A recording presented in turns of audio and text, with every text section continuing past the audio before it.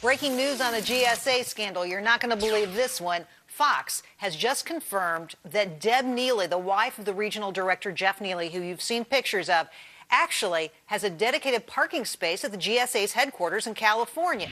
Now, Neely, immortalized in this picture, enjoying a hot tub at one of their lavish getaways, pleaded the fifth this week before a congressional panel. This first came out this afternoon at a Senate hearing. We can now confirm that Deb Neely, she's not a government employee, she is the wife of one, but she had her own reserved parking space. And your tax dollars at work. We'll be following the story as it develops. But joining me now, Republican Congressman Cliff Stearns from Florida. He's a member of the Energy and Commerce Committee and chairman of the Oversight Committee. What do you make of this news? This is crazy. Well, Sherry, if you look across the board, you've seen other scandals in other departments. The GSA using that as a scape in a big Las Vegas boondoggle. That can happen across any one of these government agencies because they're a fiefdom into themselves, and they run it to their own benefit and don't think about the taxpayers. And again, we see it. There's just no shame there.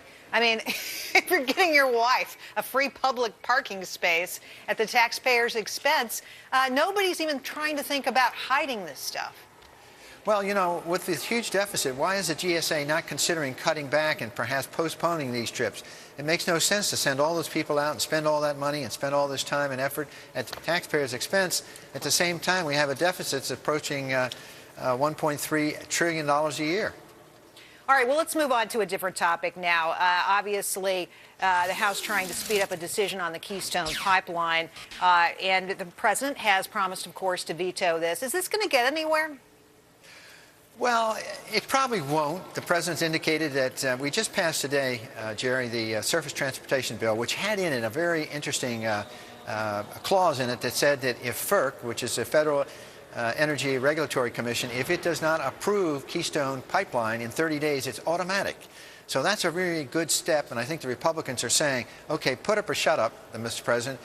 You say you want to have jobs, and the Keystone Pipeline is a great example. You know, it's a huge amount of investment. It could be 20,000 jobs, ultimately 100,000 jobs. It's only 1,700 miles. And really, Mr. President, we have 21,000 of pipeline across Nebraska. We have 3,000 of oil refinery lines. So we have already in existence pipelines across the United States. Why can't we have the 1,700? So I think it's a good step for Republicans to say, put up or shut up, not only to the president, but also to Senator Reid. Let's see if you're going to not bring this up, not have jobs, and in the end hurt America's economy, because energy is continuing to climb, and all of us are paying more at the pump. Absolutely. Well, you know, we understand that two different Canadian companies are now involved in building a pipeline west in Canada, and you know, this just begs the question whether Canada is going to sell this oil instead to China. What do you make of that news? I just don't think it's going to happen. You know, obviously, if we can get our nominee president, that won't happen. But if we can take over the Senate, it won't happen. So I think long-term Canada is such a good friend, and it makes no sense economically for them to bring the oil over to the coast and ship it over to China, because really the United States is a natural person, a natural country to do it. So I think long-term we're going to work this out. Well, you know, this is the 2-year anniversary of the BP oil spill. Ken Salazar had to say this. He said Congress was the weak link in fixing the BP oil spill. True or false?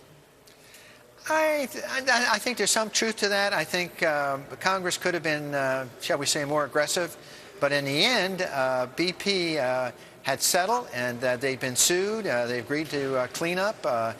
Business has returned there. I think a lot of the vendors, though, are not getting paid adequately enough, and that's one of the things I felt strongly about, is this whole money that was put in abeyance to help those was not handed out sufficiently and quickly enough, and a lot of these vendors, these fishermen, went under.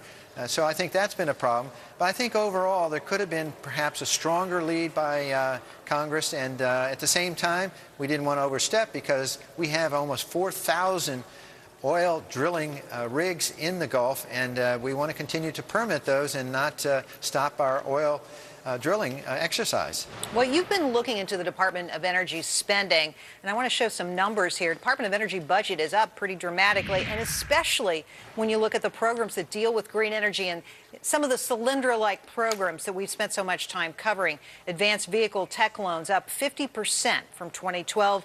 Advanced energy research up 27%. How do you react to these numbers?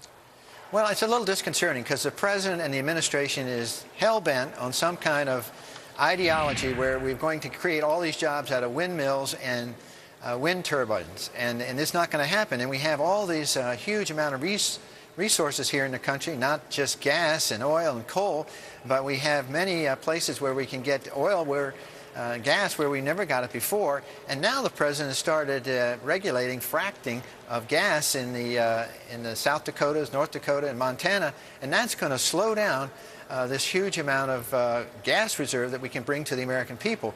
And of course, the Department of Energy has 15,700 employees. Their budget in the last 10 years has gone up from $17 billion to $28 billion, almost 6% every year, and yet I don't see us getting less and less. I mean, the cost of gasoline is still going up, and yet the Department of Energy is going up and up every year in terms of their expenses and their revenue. Yeah, we're paying a lot of dough, but we're not getting results for it. Congressman Stearns, thanks for your help tonight. We really appreciate it.